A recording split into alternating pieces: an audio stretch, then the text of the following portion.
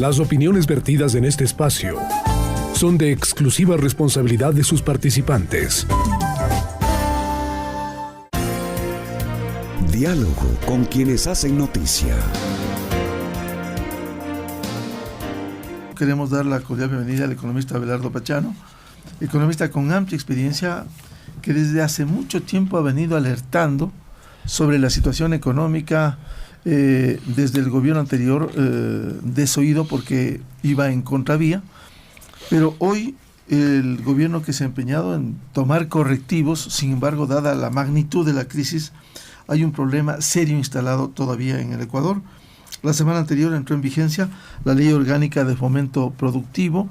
Hubo medidas que anunció el gobierno, como el incremento de la gasolina súper que rige desde este lunes 27 de agosto, que es bueno desglosar en el contexto de lo que se ha venido reclamando. ¿Dónde está el plan económico que le permita establecer políticas al mediano y largo plazo al Ecuador?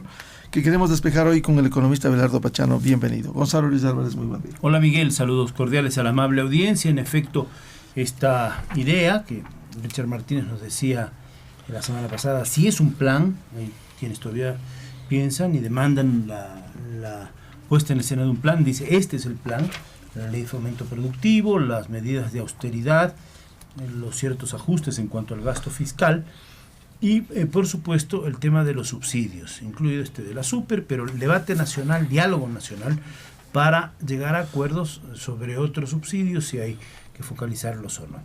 En el telón de fondo de todo esto también estará el qué hacer con el déficit, si se logra ajustar y cómo cubrirlo. Hay algunas ideas puestas sobre la mesa, emisión de bonos, hay la aspiración, o sea, por lo menos volver a un dígito y ampliar los plazos. En fin, es un mapa que trataremos de desmenuzar con el economista Abelardo Pachano, desde su punto de vista naturalmente, y con su experiencia que puede aportar al conocimiento del momento que estamos viviendo. Bien. Economista Abelardo Pachano, bienvenido. ¿Cómo analiza usted estas medidas iniciales que ha tomado el gobierno? Primero, la ley de fomento productivo y luego las decisiones que la semana pasada anunció el presidente Moreno. Buenos días, Miguel. Buenos días, Gonzalo, y a la audiencia. Yo creo que estamos en un proceso de recuperación de la sensatez en la economía, en la política económica. Y este va a ser un proceso largo, va a tomar varios años. Yo inclusive me atrevería a decir que no menos de un quinquenio, para poder poner los indicadores macroeconómicos más o menos en orden. ¿Y por qué necesitamos tanto tiempo? Necesitamos tanto tiempo por básicamente dos razones. Una de carácter social, que es la más importante, y es de que en este proceso hay que minimizar el daño social. Hay que evitar, en la medida de lo posible, que las decisiones de corrección que se vayan tomando descansen en los hombres de los estratos y en los sectores sociales más, yo diría, débiles que tiene la sociedad. Y para eso, obviamente lo que se tiene es que irle dosificando al proceso de corrección del problema. Y la segunda razón es por la defensa de la dolarización. Si nosotros queremos mantener la dolarización, debemos entender con mucha claridad que los correctivos que se impongan van a tener efectos limitados y habrán, yo diría, precios que tendrán mucha dificultad en corregirse, precisamente por la inflexibilidad que trae consigo la dolarización. Entonces, la angustia de un proceso de esta naturaleza vamos a tener nosotros que saberla llevar con algún grado de paciencia. No hay cómo hacer las cosas muy rápido. Tampoco estamos diciendo que entremos en un paso de tortuga para corregir los problemas, pero indiscutiblemente perseverancia y tiempo van a ser dos elementos fundamentales. Luego de profundizar sobre esta ley de fomento productivo a lo que hacía referencia Miguel, que le vamos a preguntar, si quisiera que nos diga adicionalmente cómo puede reaccionar la sociedad y la colectividad dentro de estos parámetros de la paciencia, del tiempo que se requiere, frente a lo que ha sido una contracción económica. Hay algunos que la han llamado recesión, un crecimiento que preocupa a muchos, que podría estar por debajo del índice de crecimiento vegetativo de la población.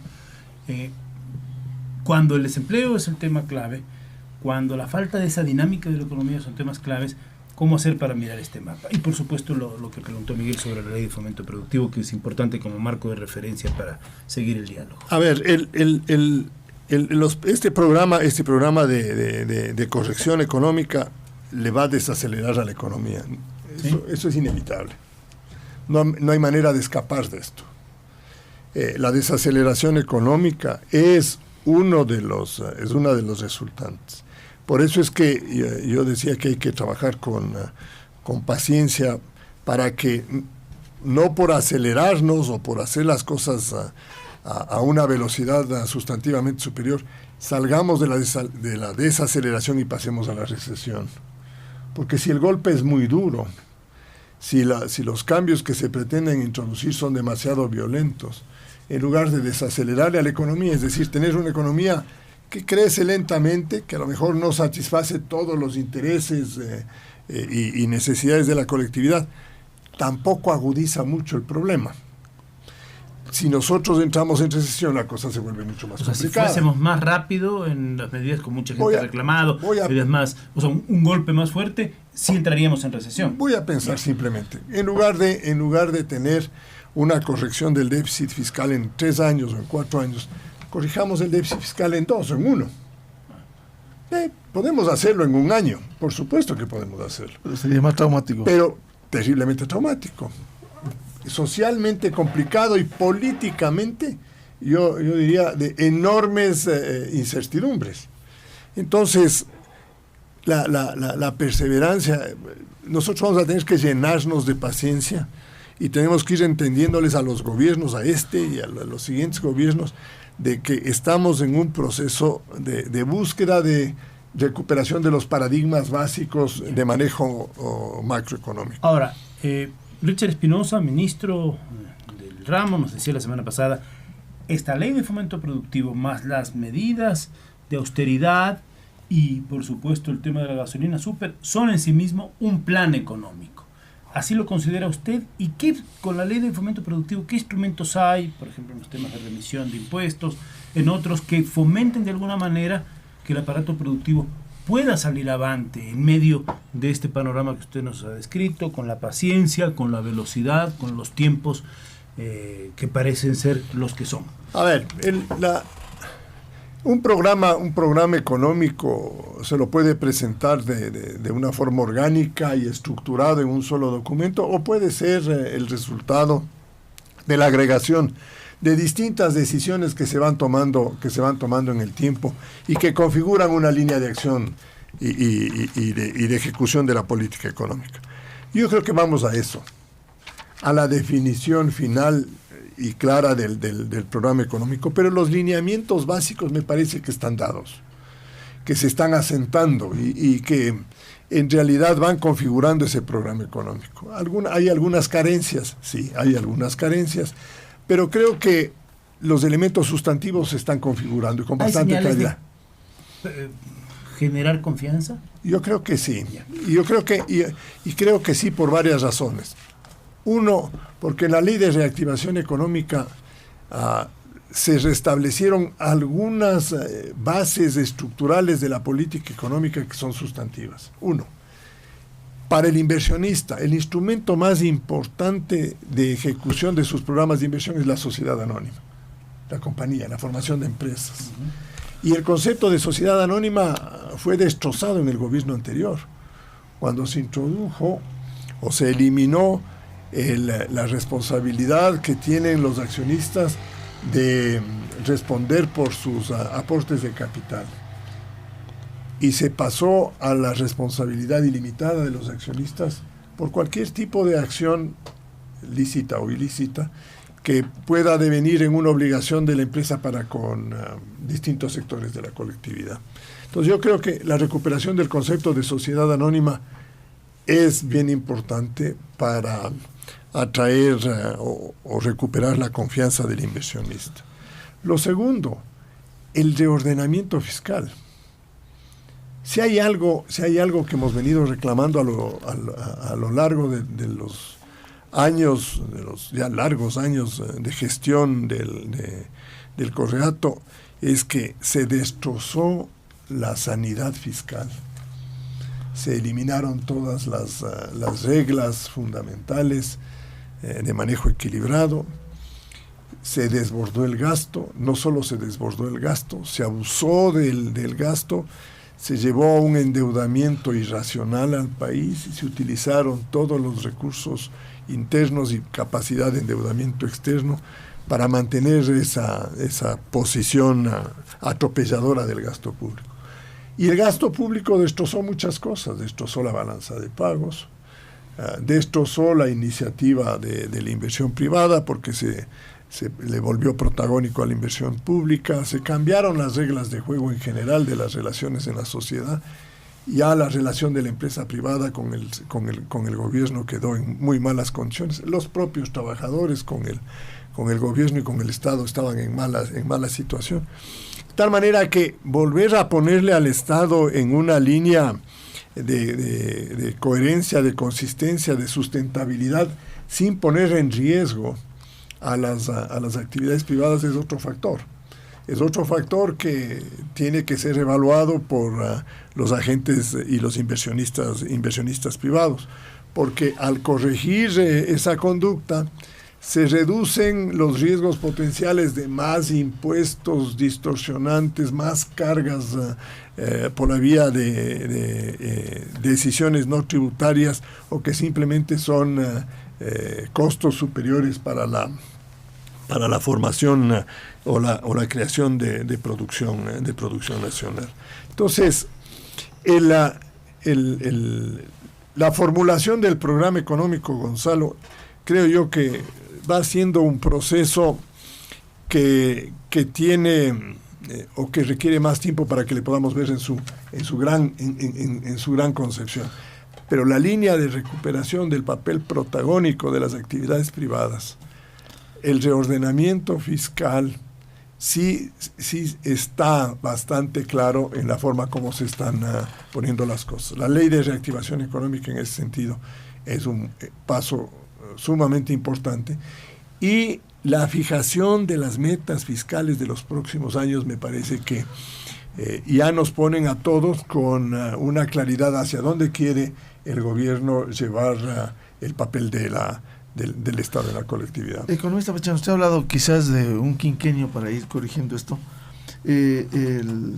porque a simple vista, invocando usted en forma reiterada la paciencia que debe haber, la tolerancia, cuando uno mira el plan de prosperidad que se ha establecido el gobierno, ve que al menos en los próximos años, cuando uno ve gastos corrientes, no se va a reducir sustancialmente. El 2018 estaba 16,9%, el 2019 18%, 2020 18%, es decir, la carga sigue siendo muy pesada para esto. Así es. Y ahí hay elementos que hay que considerarlos. Y en realidad lo que dice Miguel es así. Pero, por ejemplo, para el año 2019 hay obligaciones adicionales que no constan en el año 2018. Son más o menos, en el propio documento está, 1.800 millones del 40% de aportes a la seguridad social como consecuencia del pago de pensiones. Hay 500 millones que dice el gobierno que hay que pagar a los jubilados del sector público como consecuencia de la obligación que no fue atendida y que llegó en un momento determinado a ser de 1.200 millones.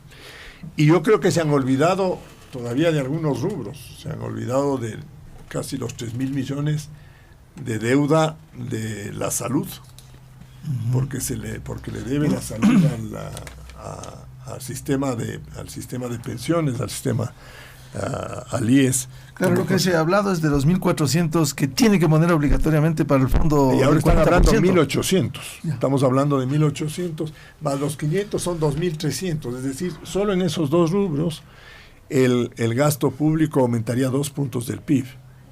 Y aquí en la proyección está asomando 1.1, sí. menos de 2%. Sí. Eso quiere decir que por algún otro lado están ajustando el gasto. Pero creo que si nosotros no tenemos una recuperación de ingresos, como lo que está programado para el próximo año, especialmente por la vía petrolera, porque la vía petrolera es la que, en donde vamos a descansar de esto, aquí está puesto con mucha claridad que hasta el año 2020 se piensa aumentar la producción a 700,000 barriles día. Eso significa, según el propio documento, de que en 3 años vamos a aumentar $6,000 millones las exportaciones petroleras. Y esperan también $2,000 millones de aumento de las exportaciones mineras. Entonces, hay en el programa hay una inclinación hacia la esperanza de que mejoremos los ingresos y nos den más tiempo para ir bajando los gastos a una velocidad que sí luce bastante lenta. Ahora, se habla, ustedes han conversado este tema, un concepto de ajuste, dicen unos, otros de austeridad, otros de ir controlando ese gasto público que a todas luces creció exageradamente. Yo quiero confesarles que me encantaría que se olvide una libretita que tiene aquí Abelardo Pachano llena de apuntes. El gran problema que hay es que habrá que hacer un PhD para poder entender todos esos números. Es una serie de cuadros que la verdad es que si pudieran verlos sería delicioso. Pero en esos conceptos, ese ajuste también tiene que ir paso a paso, claro, acompañado de esa paciencia. Claro. Insistimos, no se puede hacer de modo tan abrupto. ¿Hay dónde más recortar si hemos bajado a 20 ministerios? Si vemos que hay una inversión, por ejemplo, un gasto que se venía ya reduciendo. Yo recuerdo en la primera locución que hizo el expresidente cuando sobrevino el gran problema de la crisis petrolera, y habló primero del gasto de inversión, pero hay otros gastos del Estado que se podrían ir mermando, ajustando, sin mayores traumas, porque el otro problema es, tampoco podemos tener miles de empleados públicos en la calle de la noche a la mañana cuando todavía el aparato productivo no ha crecido ni se ha fortalecido el tejido del aparato productivo suficientemente para asimilarlos. Entonces, sí, yo creo que espacio de ajuste en el gasto público existe. Hay instituciones, digamos, que fueron creadas o mantenidas sin mucho sentido. Por ejemplo, nadie comprende cómo podamos nosotros tener 2 empresas públicas en petróleo, Petroecuador y Petroamazonas. Cada una con dirección financiera, dirección de operaciones, manejo de personal, etcétera. Y la una sin tener capacidad de manejo de ingresos y la otra llevando las responsabilidades financieras. Entonces, ahí es natural, y yo le escuché al ministro Pérez decir que estaba empeñado en fusionarlas. Un solo organigrama, un solo operativo. Una sola empresa. Pero una parte técnica dentro de ese organigrama y una parte financiera, pero dentro del mismo... En una sola, y ahí tenemos, yo creo que vamos a manejar más eficientemente los recursos. Se va a ahorrar bastante. Ahí, por ejemplo, hay un espacio. Espacio bien grande. ¿Dónde más? Yo creo de 27 empresas públicas. Yo la verdad es que no sé cuáles tienen razón de ser. Algunas sí, otras no, probablemente. No, hay una empresa pública de minería. Se llama, creo que Mariscal Sucre o algo por el estilo. Que compraban a los pequeños mineros oro y eso, ¿no? Sí, como antes lo hacía el Banco Central. Sí, se han diseminado el aparato público de una manera tal que hay que volverlo a darle organicidad. Ahora, esto, Gonzalo, implica salida de personal. Tiene su costo. No hay nada. Por eso digo, el impacto social que es el otro lado. Por eso digo, que el aparato productivo lo pueda ir asimilando. Ojalá más rápido que... Y es mejor que muchos funcionarios públicos que tienen capacidad y hay muchísimos empleados públicos, y que creen que pueden tener oportunidades en otros sectores, vayan pensándolo. O ser ellos emprendedores, claro, es mucho acogiéndose mejor. también a una serie de... Es mucho mejor, es digamos, mucho por mejor ejemplo, adelantarse. Va a haber créditos para el Es emprendedor. mucho mejor adelantarse. Antes que les llegue Un poco el tema es, yo sé que, o yo siento que aquí va a haber un problema. Empiezo más bien a buscar una nueva oportunidad de vida. Porque la oportunidad de vida está absolutamente atrofiada en una organización pública de la dimensión que nosotros tenemos. Porque dada la dimensión del problema, economista Pachano, el anuncio lo hizo aquí el secretario general de la presidencia, Eduardo Jurado, se estimaría que en esta primera salida estarían fuera del sector público entre 1.400 y 1.500 trabajadores, que frente a la dimensión, un crecimiento de los salarios de 3.000 millones en el 2007 a 10.000 millones en el 2018, es todavía muy pequeño. Es nada. Eso no tiene ninguna representatividad en el proceso. Son más de 740.000 empleados públicos, me parece. Ahora, yo insisto, tenemos que ir creando ese tejido productivo, ese marco adecuado, la confianza también para que vuelva la inversión y que algunas empresas digan, ahora sí voy a crecer porque tengo condiciones a través de esta ley de fomento productivo, a través del panorama macro que nos presenta el gobierno, y voy a poder contratar empleados el próximo año, voy a poder crecer, o voy a hacer mi propio emprendimiento, para el caso, por ejemplo, de quienes salgan del sector público, ¿no? Ahí viene la necesidad de que nosotros logremos concretar, y esto sí en un plazo perentorio, los acuerdos económicos con zonas con las que estamos negociando, como la Alianza del Pacífico, muy importante, o con países como los Estados Unidos. Porque si uno se pone a hacer el análisis de por dónde le damos salida a esta situación magra de la economía, la única manera es tratando de explotar las oportunidades que tenemos de colocar producción nacional en los mercados internacionales. Porque en el mercado interno algo se podrá vender más, pero tiene sus límites. Pero hay un límite muy grande. La economía de escala, y por la propia realidad. Por la propia realidad, si nosotros decimos que estamos recortando gasto y que estamos limitando toda la actividad interna para poderla reconducir, el país tiene que mirar hacia afuera. Entonces, la línea de gestión de la política económica debe estar concentrada en, más allá de seguir en el plano fiscal y de búsqueda de apoyo de los multilaterales, en abrir esta brecha en mercados internacionales y ahí conducir la inversión privada. Para que pueda exportarse más. Claro, el inversionista privado va a encontrar oportunidades en el Ecuador, por ejemplo, para poder colocar producción, ya no aquí, sino en el exterior, aumentando su capacidad productiva. ¿Por qué? Porque los instrumentos de política económica le están favoreciendo, le están colocando en una condición competitiva. Gonzalo, uno de los temas que queda pendiente y que sería bueno que el economista nos explique cómo evitar y minimizar ese daño social cuando se anuncia ya con las primeras medidas como la eliminación, el incremento, de la gasolina super, y ya se anuncian acciones sociales este mes de septiembre. A ver, yo creo que el aumento del precio de la gasolina super desde un punto de vista cuantitativo no resuelve ningún problema. Desde un punto de vista productivo tampoco ocasiona ningún daño. Es un tipo de combustible que no se lo usa ni para el transporte de bienes ni para el transporte de personas, que no sirve para el sistema productivo, y más bien está vinculado con vehículos yo diría, hoy conocidos como de alta gama, o vehículos particulares que requieren un consumo o un producto mucho más fino. Ahora, está menos subsidiado ese combustible que el de la Extra, por ejemplo, y la relación de consumo es, me parece que 4 veces el de Extra frente a su. Entonces esto no debiera ser de impacto. No, yo no lo vería macroeconómicamente como una decisión de gran impacto. Creo que va más de la línea política, del anuncio de que queremos un camino de que queremos entrar a discutir, ¿no es cierto?, y sincerar esto.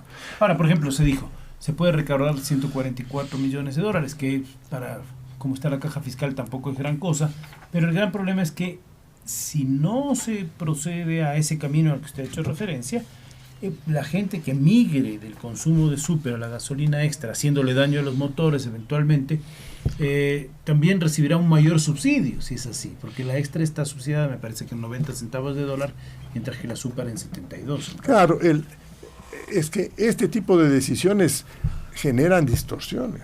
Claro. Cambian los hábitos de consumo, se modifican las demandas, se alteran realmente la estructura general de los mercados. En las dos gasolinas, en la super y en la extra, el subsidio anual bien calculado debe estar alrededor de los 600 millones de dólares entre las dos.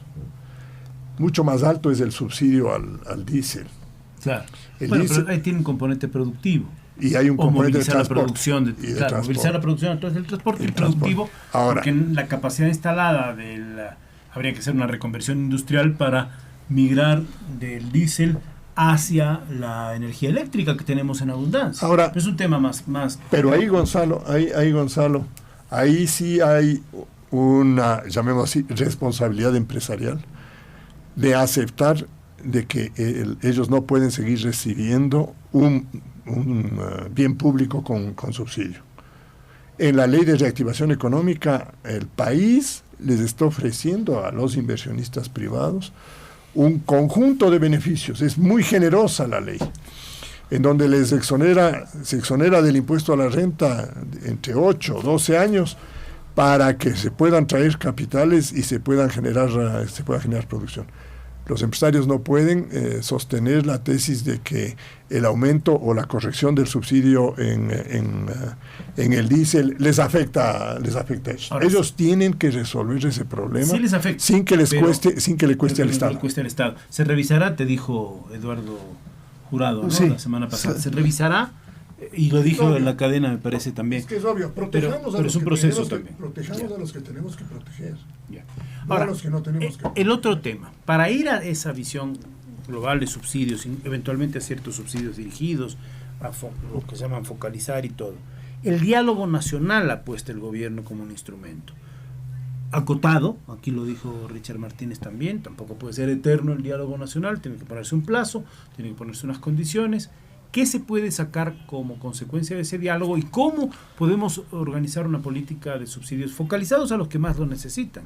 El caso del gas es quizás el más explosivo por lo político, pero también donde más fácil es decir a cada persona que recibe el bono de desarrollo humano le damos 10, 12 dólares más, eso le cuesta al Estado 100, 120 millones de dólares y nos liberamos de 500, 600 millones que cuesta eso, y los que podemos pagar, pagamos el gas. Y eliminar esa fuente de contrabando enorme. Ahora, ¿se puede con el diálogo hacer eso? ¿Y cómo se puede articular una política que sea asimilada por la sociedad? Sin reacciones como la que Miguel nos contaba hace un rato que va a haber, creo que en 2 semanas 19, más, ¿no? Sí.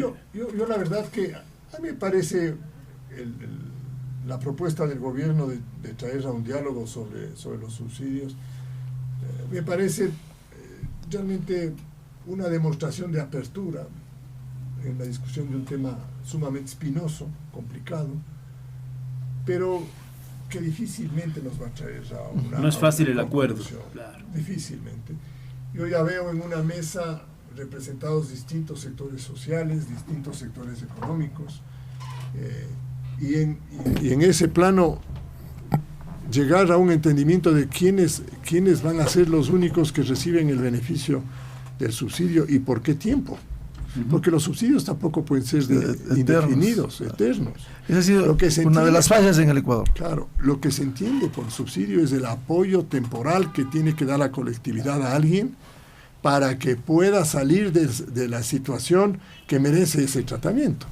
Claro, por ejemplo, en el caso de una inundación, durante ese mes se le exonera de tales cosas, o se le pasa alimentos, cosas muy puntuales. O pongámosle por el lado empresarial, ¿no? El hecho de haber exonerado de impuesto a la renta durante X años a los inversionistas es un subsidio del país. Claro. Es un subsidio. Cuesta todo el país para que se pueda producir. Correcto. Bueno, pero tiene una lógica. Tiene una lógica. vamos a generar empleo, vamos a generar producción, nos vamos a beneficiar todo. Si no le ponemos eso, a lo mejor no conseguimos nada de eso. Ahora, entonces tiene lógica. Lo mismo tiene que tener la lógica del subsidio puramente, digamos, plenamente social. ¿Cuál sería lo ideal en materia de este tema, de la discusión, el diálogo para subsidios y focalización? A ver, primero yo creo que más allá de la focalización del subsidio es ¿qué queremos hacer con los recursos que recaudemos? Porque ahí hay potencialmente 3.000 millones de dólares, potencialmente. Digamos que por la focalización 1.000 millones queden separados para que se puedan atender a sectores, a sectores definidos. Hay 2.000 millones de dólares potenciales. ¿Qué vamos a hacer con eso? No es para gastarnos de nuevo. Vamos a gastar más en administración pública. Si es para eso, mejor no lo dejemos hagamos. como están las cosas. Por eso lo uno tiene que ir acompañado de lo otro. Mejor no lo hagamos. Si no hay reducción del gasto. Yo sí creo que el compromiso de eliminar o de reducir o de focalizar los subsidios o de volver a tener el concepto de subsidio, como es, para los que lo necesitan, va también de la mano del compromiso del gobierno, y el gobierno dice, en su declaración del programa de prosperidad, dice, reconocemos que el gobierno es el que más gasta y por lo tanto es el que más tiene que ajustarse. Eso lo dice ahí en su definición. Entonces, muy bien, si se van a entregar, si la colectividad va a entregar 2.000 millones de dólares por la corrección de los precios, bueno, usémoslos bien.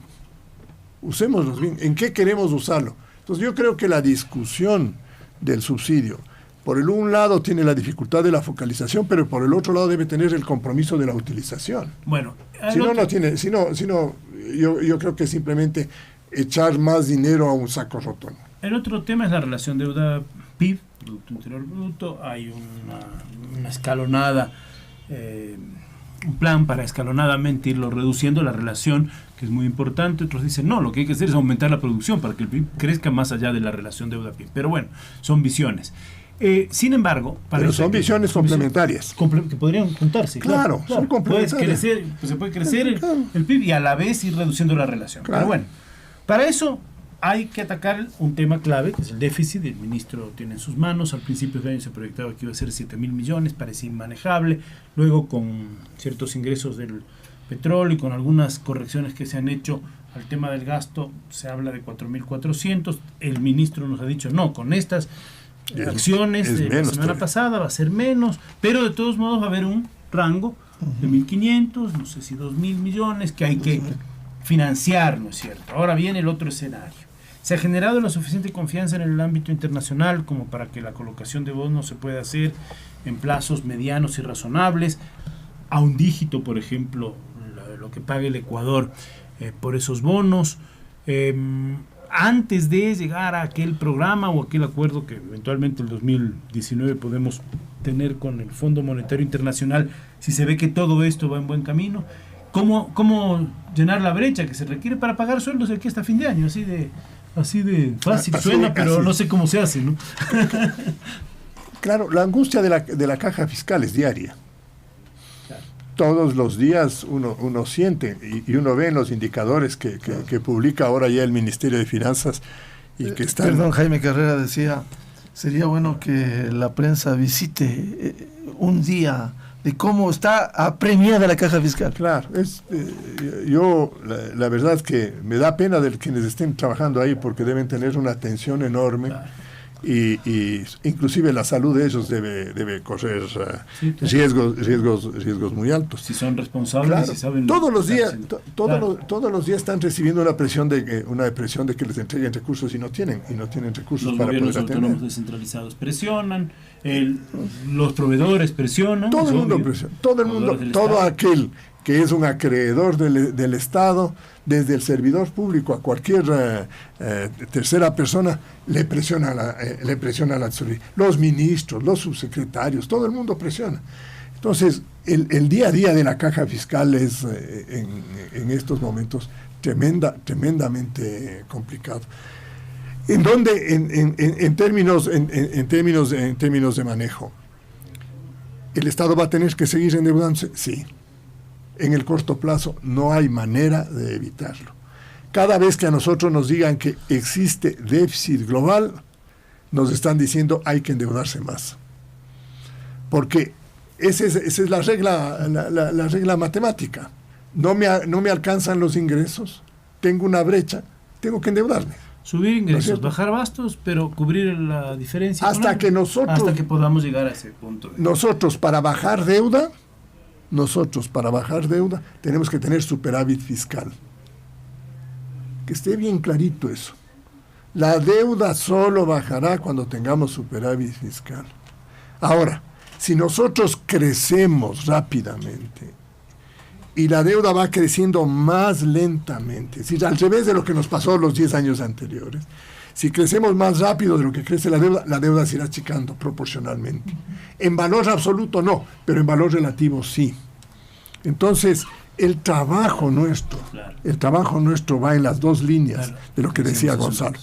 Por el un lado, ir reduciendo el déficit fiscal lo más que podamos, lo que sea tolerable, y por el otro lado, ir incentivando a la inversión privada también, lo que más podamos, para que el impacto del ajuste interno encuentre una salida en la reacción de la inversión privada que haga que vuelva a crecer la economía. Entonces, conforme crece la economía y crece menos la deuda, la relación se va estabilizando. Ahora, para llenar la brecha de aquí a fin de año, ¿podemos conseguir bonos, o colocar bonos, mejor dicho, a tasas de un dígito, un plazo mediano, cosa que no nos agobie su pago en un tiempo breve? Sí, plazo mediano o largo no creo que le podamos conseguir. Por ahora. Por ahora no. A lo mejor el próximo año. Tasa de interés, veamos qué puede conseguir. Tiene que endeudarse el Estado. No hay. ¿Y en cuánto estaremos hablando? Le falta. ¿De cuánto hablaremos? ¿1.500 millones? Más de 2.000 millones calcularía yo que le falta de aquí al cierre del ejercicio. Le falta más de 2.000 millones. Y precisamente en el programa que nos presentaron, dicen, en el año 2018 nosotros necesitábamos 11% del PIB de financiamiento, es decir, 11.000 millones. Y en el año 2021 vamos a estar solo el 3.8. 3.8. Entonces, claro, dice, ahí va la caída.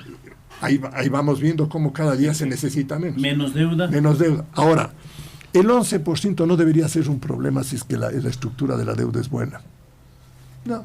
Hay países que tienen unas necesidades de financiamiento del 18%, del 20%, del 25%.